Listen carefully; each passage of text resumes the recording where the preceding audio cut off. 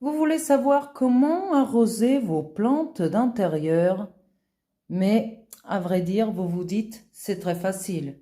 Et non, ce n'est pas si simple que ça. Et c'est justement de ça que je vais vous parler dans cette vidéo. Donc restez jusqu'à la fin, ça tâche de vous intéresser énormément. Allez, c'est parti!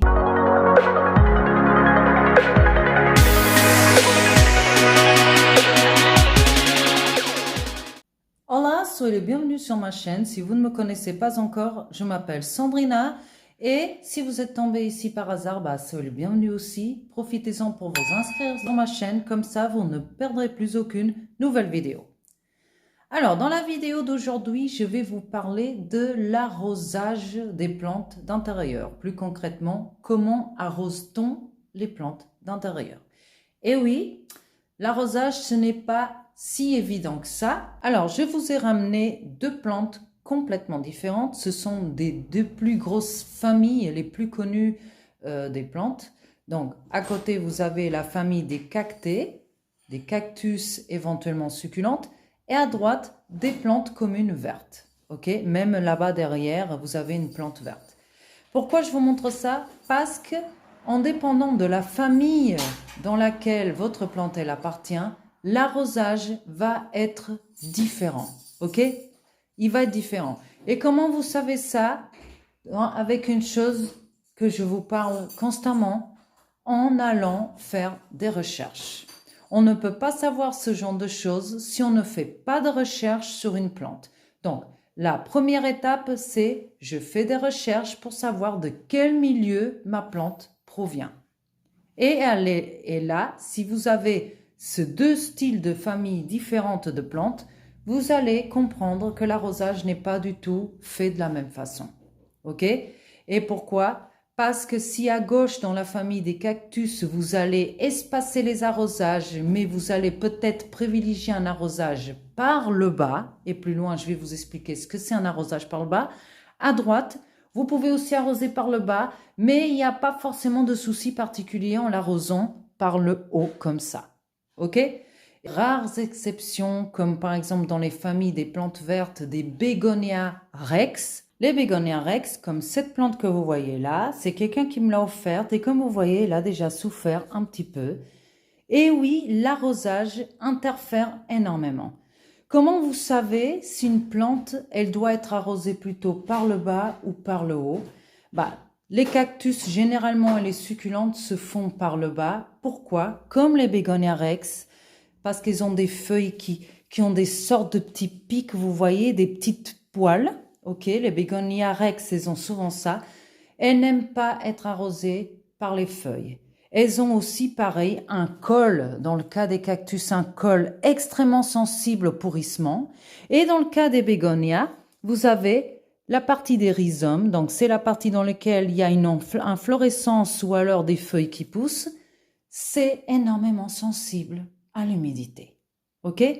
Donc, c'est pour ça que quand on arrose ce style de plante par le haut, donc le haut c'est comme ça, vous prenez l'arrosoir et vous arrosez par le haut, il faut éviter de mouiller le col ou le col ou le rhizome. Pour que vous compreniez exactement ce que est un arrosage par le haut et par le bas, je vais vous faire une petite démonstration pratique. Alors, dans l'arrosage par le haut, qu'est-ce qu'on fait? Tout simplement, on va prendre notre arrosoir et on va incliner le bec vers les zones dehors et comme vous voyez, l'eau elle va s'écouler par les trous de drainage du bas.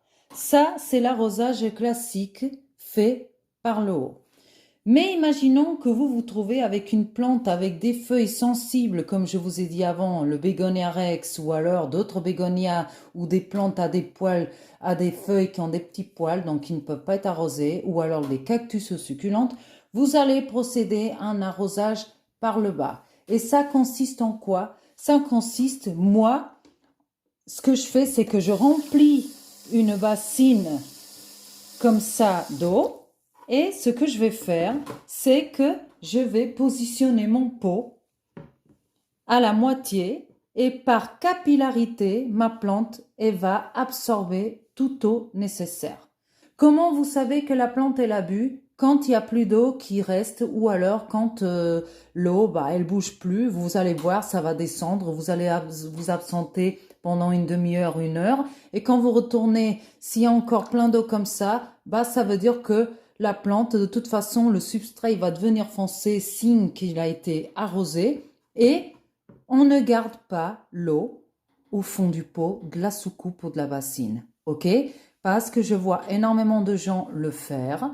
Ils font un arrosage par le bas. Ils mettent des soucoupes partout distribuées dans tous les plantes de la maison. Et ils remplissent les soucoupes et ils laissent un fond d'eau pourrir comme ça. Ce que fait que la plante, elle est déjà vouée à l'échec. On jette le supplémentaire d'eau ou vous le mettez dans une autre, ce qui reste dans une plante qui aura besoin de boire, mais on vide les soucoupes, les bassines et on laisse extrêmement bien écouler. Vous voyez encore de l'eau qui sort, vous laissez extrêmement bien écouler. Alors ça, c'est les méthodes classique d'arrosage. Il y a un mythe autour de l'arrosage des cactus et succulentes qui dit « Écoute, moi j'arrose mes cactus avec une cuillère de soupe. » Mes amis, mes amis, mes amis, à part si vous êtes avec un sujet minuscule, ok, avec un pot de diamètre encore plus petit, par exemple, que celle-là, que c'est un bébé, ok, c'est une bouture. Si vous êtes avec le cas d'une plante avec un pot encore plus petit que ça, et regardez-moi la différence si je les mets un à côté de l'autre, ok, vous regardez bien la différence, il y en a. Il y a des pots encore plus petits que ça, c'est des boutures, ok. On n'arrose pas une plante avec une cuillère à soupe. Tout simplement pourquoi? Parce que ça ne servira pas d'arrosage. C'est pas suffisant. Et comment on sait qu'on a bien arrosé un cactus ou même une plante d'intérieur? Avec un arrosoir. Si vous voulez procéder à un arrosage par le haut, oui, je vous ai conseillé de le faire par le bas, mais comme je vous ai dit, j'ai un pot en terre cuite et parfois, j'aime bien ce qu'on appelle lessiver le substrat. Ça veut dire laver le substrat. Le substrat se remplit de sel, ok, de certaines composants au fur et à mesure des mois et parfois des années. Donc les cactus, on va les rempoter peut-être tous les 2-3 ans. Ce n'est pas si usuel qu'une plante d'intérieur, plante verte, ok, comme celle que vous voyez derrière. Un cactus, on va le laisser un petit peu plus longtemps dans son substrat. Et ce substrat, il a la tendance d'accumuler des sels, ok? Et le sel, il est néfaste. Et c'est pour ça que je dis qu'il faut associer les deux styles d'arrosage. La plupart du temps par le bas, mais aussi par le haut dans les parois. Et il y en a des gens, ils vont faire comme ça. Je vous montre. Bon, c'est fini. J'ai arrosé mon cactus. S'il n'a pas besoin, de toute façon, il est désertique. Il a soif. Mes amis, même un cactus, il peut rester 6 mois parfois dans leur habitat d'origine, sans eau. Mais le jour où les nuages vont se faire dans le ciel, il va tomber tellement d'eau que tout le substrat va être inondé. Et c'est là qu'il y a le secret. C'est pour ça que je vous raconte toujours la même histoire, le même baratin. Veillez à faire un bon substrat pour vos plantes d'intérieur. Ok, adaptez-le au style de plante. Si vous utilisez un substrat qui est compatible avec un cactus, donc un substrat extrêmement drainant, qui ne retient pas beaucoup d'humidité ou quasiment pas, que c'est ce qui se passe dans ces déserts, l'eau, elle va tomber, ça va accumuler le nécessaire dans leur tronc, dans leurs épines, ok, dans leur système racinaire ou dans leurs feuilles comme les succulentes. Vous n'aurez pas le besoin de avoir peur avec ce arrosage. Et comme vous voyez, il n'y a rien qui sort. Mon cactus, il n'a pas été arrosé. Il a été juste, je sais pas, comme quand vous allez à la plage et que vous mettez un peu d'évian sur le visage, il fait 30 et quelques degrés, vous vous dites, je me suis baignée, mais j'ai toujours chaud, je vais me rafraîchir. Ça, ce n'est rien du tout. Une cuillère, ce n'est rien du tout pour un pot comme ça. Comment on sait qu'on arrose bien? On va prendre l'arrosoir, On va verser, verser, verser bien autour. Voilà, et on va attendre. On va attendre. Voilà, il y a de l'eau qui coule dans le trou de drainage. Ça, c'est un arrosage réussi. OK? Ça veut dire que votre plante, elle a été correctement arrosée puisque tout le substrat, il a été envahi par l'eau. Les racines, elles ont été bien imbibées. Après, ça ne veut pas dire que vous allez garder la soucoupe ou le truc avec blindé d'eau. Vous allez laisser écouler votre pot au maximum. Vous voyez, il y a plein d'eau qui s'écoule. Et une fois qu'il n'y a rien, vous remettez votre cactus en place ou votre plante d'intérieur. Le deuxième grand mythe quand on parle d'arrosage de plantes, c'est les personnes que j'entends dire, écoute, moi j'ai un arrosage extrêmement bien. Au fait, moi j'ai mon pchit tout le temps, j'en ai un de chaque couleur, j'adore ça, c'est très pratique. Écoute, je fais la pompe, et puis voilà, écoute, je mets ça un peu partout, la plante elle est arrosée et elle est magnifique. Non mes amis, votre plante elle n'est pas arrosée. Le pchit ne sert à rien pour arroser une plante. Parce que vous, si vous voulez prendre votre bain, hein, vous vous dites, bah ça y est, j'ai bu, j'ai pris une douche, j'ai profité, il y a de l'eau dans mon corps qui rentre dans mes pores. Non, une douche, c'est comme le pchit. C'est une hydratation, mais tellement, tellement éphémère. C'est juste une chose très rafraîchissante qui dure même pas 5 minutes, ok? C'est quand il fait extrêmement chaud et que vous vous dites je vais donner un coup de peps à ma plante parce que c'est une plante d'origine tropicale, ok, des forêts amazoniennes par exemple, et écoute, il fait chaud, je vais la repulper au fait 1 minute, même pas, parce qu'au bout d'1 minute ou deux, ça ne sert à plus rien. Et ne pensez pas qu'en lui faisant ça tous les 5 minutes, chose que vous n'allez pas réussir à faire tous les 5 minutes, ben, moi je réussis pas, je sais pas vous, mais moi non, ça n'arrose rien. Ce n'est pas un arrosage, le pchit. Nous sommes dans ma douche, et oui, dans une douche d'humain, mais qui peut servir pour une plante. Ça, c'est mon arrosage préféré. Et oui, ça fait partie d'un arrosage. C'est ce que j'appelle l'arrosage douche, parce que oui, c'est une douche. Ça, c'est super, par exemple, pour les copines Marble Queen, pour les philodendrons, pour tout ce qui grimpe, qu'ils adorent les pluies. Dans les forêts tropicales, il y a des pluies comme ça qui tombent sur elles. Ok? C'est juste que je veille.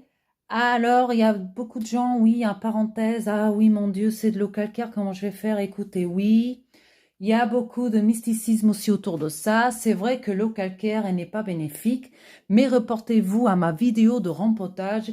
Si vous rempotez vos plantes assez régulièrement, ça veut dire tous les ans avec un substrat très frais en gardant le même pot, ok, dans le cas où les racines n'abondent pas le pot, vous pouvez, oui, arroser avec la douche calcaire, parce que de toute façon, le calcaire, il est quand même assez nécessaire, ok? Il y aura, oui, des parties blanchâtres qui vont apparaître, mais juste pour vous dire que c'est tellement, mais tellement, ça bénéficie.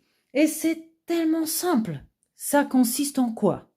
Alors, vous allez placer votre plante dans le milieu de la douche ou de la baignoire, comme vous voulez. Alors, vous allez la mouiller très bien dans les feuilles, le substrat. Vous voyez, mon substrat, il était très, très sec déjà aussi. Et si je vous dis que quand je fais ça et je l'arrose tout le temps comme ça, me regardez-moi, elle fait déjà des petites belles feuilles. Ça aide ce genre de plante à se développer. En faisant ça, vous êtes en train de simuler leur état naturel, leur habitat. En plus, en faisant ça, vous allez nettoyer les feuilles de la poussière, par exemple des acariums aussi, comme les araignées rouges. Vous allez lui donner un coup de peps et vous allez lui donner un arrosage qui est complètement homogène. Pareil, vous allez arrêter l'eau une fois que vous pensez que tout est bon. Quand il y aura de l'eau qui coule du trou de drainage, et c'est déjà le cas, vous allez arrêter votre eau et vous allez tout simplement attendre que toute son eau soit écoulée. Ok? Je vous dis, ne remettez pas votre plante en place tant qu'il n'y a pas toute l'eau qui s'est écoulée parce que vous risquez de garder de l'eau dans la soucoupe et vous allez faire pourrir ces racines. Nous sommes arrivés à la fin de cette vidéo. Moi, j'espère qu'elle vous a plu. Si oui, dites-moi dans les commentaires comment arrosez-vous vos plantes d'intérieur. Je suis très curieuse de savoir quelle est votre méthode à vous. Et si cette vidéo vous a plu, laissez-moi votre like et partagez-la avec d'autres personnes pour qu'elles sachent comment arroser une plante d'intérieur. Je vous dis à la prochaine vidéo et bye!